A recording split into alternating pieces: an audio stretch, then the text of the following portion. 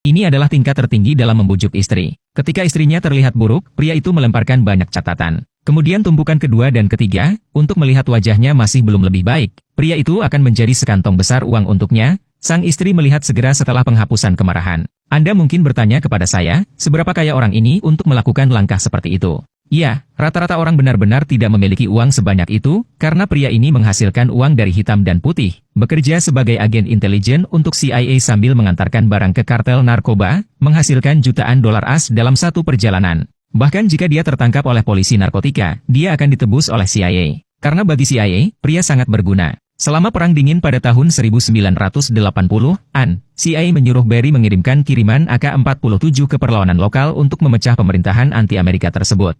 Tapi saat itulah, dia tidak punya pilihan, dia tidak mampu menyinggung CIA dan pengedar narkoba, jadi dia harus hitam putih. Untuk menghemat waktu, dia menyusun rute penerbangan yang efisien, memuat senjata di pesawat di AS dan mengirimkannya ke Amerika Selatan, membongkar senjata dan memuat narkoba, kemudian pergi ke Panama untuk transit pengisian bahan bakar. Pada saat yang sama bertukar informasi CIA dengan mata-mata, dan akhirnya menjatuhkan narkoba di atas AS. Dengan cara ini, mereka menghasilkan dua kekayaan dalam satu perjalanan. Seiring dengan meningkatnya permintaan dari para pengedar narkoba, para pria itu berkembang dan membentuk tim terbang mereka sendiri. Setiap hari, ia membantu mereka mengantarkannya pulang pergi. Seiring berjalannya waktu, pria itu menghasilkan lebih banyak uang, dan rumah seluas 3.000 meter persegi yang baru dibangunnya dipenuhi dengan barang-barang di mana-mana. CIA juga mengabaikan pengiriman obatnya untuk mengambil keuntungan darinya, tetapi ketika Anda berjalan di tepi sungai, sepatu Anda tidak akan basah. Pria itu akhirnya menjadi target dia. Pesawat mereka melayang di atas pria itu dan menyuruhnya untuk bergegas dan mendarat, tetapi pria itu tidak panik sama sekali,